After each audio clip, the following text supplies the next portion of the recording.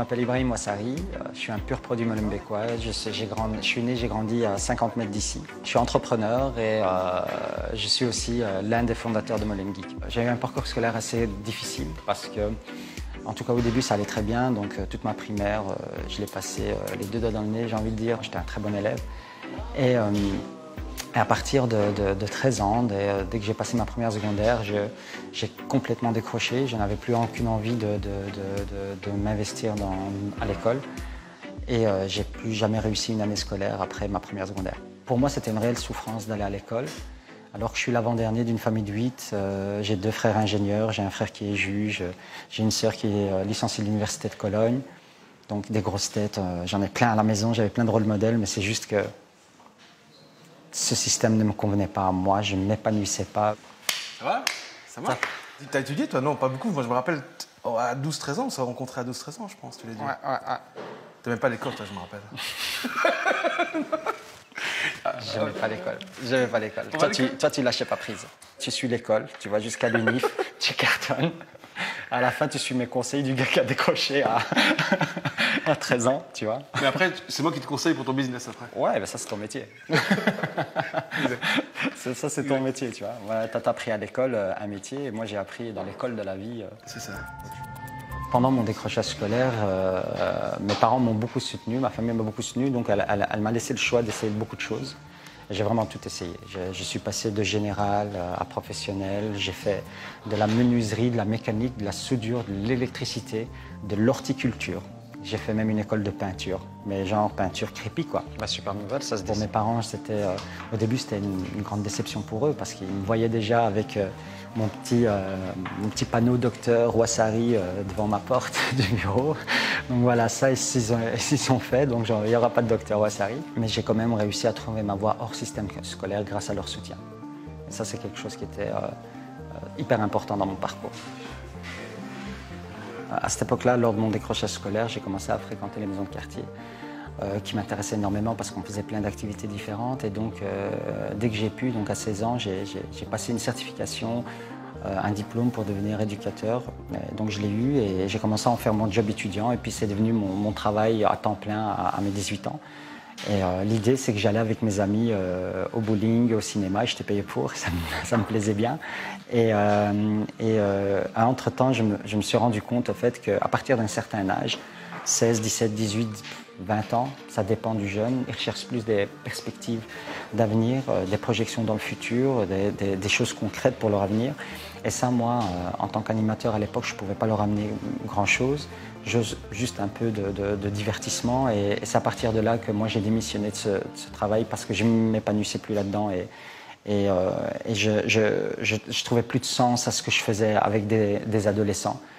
Et donc j'ai démissionné et j'ai trouvé un job comme installateur de câbles informatiques. Samedi matin, c'est Business Model Canva. Je me suis lié d'amitié avec un collègue, Davy, quand on avait des passions en commun qui était la musique et il m'a initié à Internet, au PC et au fait ce qu'il m'a demandé c'est d'acheter un PC, de mettre une connexion Internet chez moi et il m'a montré tous les trucs pour pouvoir m'initier à cette passion-là et là à ce moment-là moi j'ai découvert Internet, j'ai découvert Yahoo parce qu'il n'y avait pas encore Google et j'ai découvert tout ce monde informatique où j'ai commencé à apprendre par moi-même grâce à des plateformes, grâce à des forums où il y a des Japonais, des Indiens, des Australiens qui vous aident.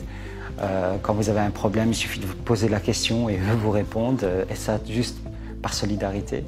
Et ça vous permet en tout cas de vous sentir moins seul. Et en tout cas pour moi, ça m'a permis d'avancer, de me sentir soutenu. J'ai appris énormément de choses sur Internet. J'ai appris à comment faire un e-commerce, comment faire un website, comment utiliser les outils pour faire des logos et plein d'autres choses. Pourquoi j'ai commencé à apprendre sur Internet plus facilement qu'à l'école? Parce que sur Internet, il y a tout un système de recherche de solutions, il y a tout un système d'apprendre par ses erreurs qui font qu'une fois qu'on trouve la bonne solution, on ne l'oublie plus et elle est bien figée dans sa tête. C'est vraiment cette méthodologie de recherche des réponses et d'essais. C'est vraiment, je devais pratiquer pour apprendre de mes erreurs. C'est ce qui me convenait pour moi. Alors, Mon université, c'était un peu Internet et ces forums, c'est eux qui m'ont tout appris. C'est par là que je suis passé. J'ai jamais eu une formation ou un cours en informatique. Et je me suis retrouvé à bosser avec des gars qui ont fait 6 ans d'UNIF. Des efforts perdus pour rien, ça m'intéresse pas.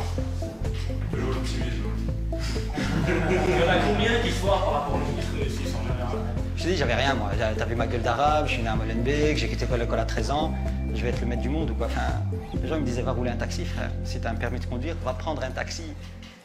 Bonne news. 3 mois après avoir acheté mon premier PC, je quitte mon job de câbleur informatique pour me lancer en tant qu'indépendant dans le secteur de l'informatique, à vendre mes premiers logos, à faire mes premiers menus de restaurant, menus pour snack. Pour pouvoir me lancer en indépendant, j'ai dû faire une formation de 3 mois en gestion, ce qui m'a permis de comprendre les rouages de la comptabilité d'entreprise.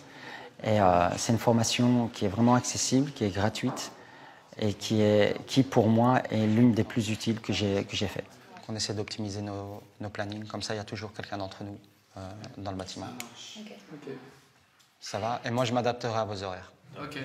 De fil en aiguille, je deviens un spécialiste des PC même et donc on me recrute en consultant pour support informatique et puis support informatique level 2 et puis petit à petit je commence à monter les échelons en consultant. J'ai commencé à embaucher mes premiers employés, à développer mes entreprises et je me suis retrouvé à un moment à la tête de 4 entreprises avec plus d'une vingtaine d'employés et tout ça juste avec mon permis de conduire comme diplôme.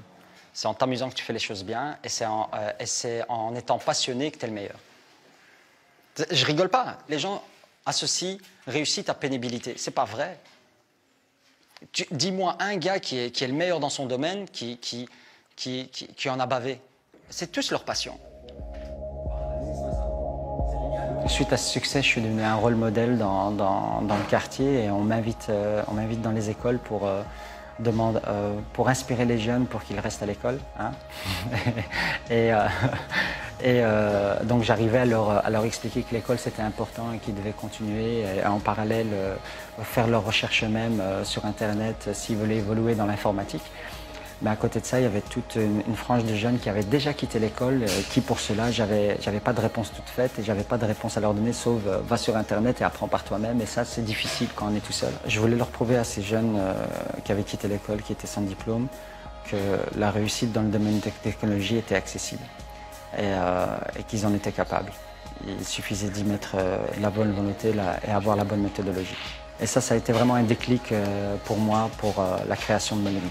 Ça a commencé sur un coin de table de restaurant. On a décidé de lancer un Startup Weekend Molenbeek. Et un Startup Weekend, c'est un événement où on regroupe des jeunes du vendredi soir au dimanche soir et on les fait travailler sur des projets pour que ce soit des projets présentés devant jury les dimanches soirs, des projets concrets avec un business plan, un plan marketing, etc. Vraiment un bon projet carapacé. Et on a lancé ça en mai 2015 avec les moyens du bord. C'était les snacks du quartier qui nous sponsorisaient. C'était des petits fonds de la commune qu'on a eus et c'est comme ça que ça a démarré. Qui a un projet à présenter? Toi aussi? Super! Quand vous sentez le courage de venir présenter votre projet, c'est pas un souci, vous mettez juste dans la file. En e-book ou en bouquin vraiment? Une plateforme qui permettrait aux enfants de se déplacer. Donc c'est un peu comme un Uber pour les enfants. Parce qu'actuellement, il y a des parents qui sont seuls ou en couple, mais qui ont des difficultés à amener leurs enfants de l'école à la maison. Donc on se réapprovisionne en stock et puis tac tac, petite boutique éphémère, 2-3 mois. Pour promouvoir le website. C'est ça, ça renforce le website. Ce Startup Weekend a été un succès et là on en a fait un deuxième en janvier 2016 où on a eu la visite du ministre du Digital, de l'ambassadeur des États-Unis et beaucoup d'autres. On a eu aussi Google, Samsung qui sont venus nous voir et investir dans le projet. Ce qui a fait qu'un an plus tard, on se retrouve à lancer vraiment Molenbeek et à faire l'ouverture de l'incubateur de 170 mètres carrés en bas. Molenbeek est basé autour de 3 piliers. Donc on a les événements, les Startup Weekend où on attire les gens. Et puis, on a l'incubateur où il y a des entreprises et des indépendants qui viennent y travailler. Et puis, on a tout ce qui est formation en collaboration avec Actiris, où on forme les gens. Et tout ce beau monde, ils fréquentent le même endroit, ils mangent au même endroit, ils échangent au même endroit. Ça permet vraiment de faire un mélange et de créer de réelles opportunités entre eux, de faire en sorte que l'entrepreneur puisse avoir du sang neuf dans son entreprise, de faire en sorte que le jeune stagiaire puisse rencontrer des entrepreneurs, de futurs employeurs, voire des associés pour de nouveaux projets. Et l'idée, c'est vraiment tout cet écosystème-là qui se mélange et qui fait en sorte de créer quelque chose. Dans mon parcours professionnel, j'ai eu beaucoup de chance et avec Molengeek, j'ai voulu mettre en place un endroit où les jeunes auraient besoin de moins de sens pour pouvoir se lancer dans les technologies. Et donc l'idée, c'est vraiment de rendre accessibles les technologies. Et comment on le fait, c'est en enlevant toutes les barrières. Donc s'il n'a pas d'argent, ben, tout est gratuit. S'il n'a pas de PC, ben, on en prête un. S'il n'a pas le temps, on est ouvert 7 jours sur 7. Donc il n'y a aucune excuse pour ne pas faire.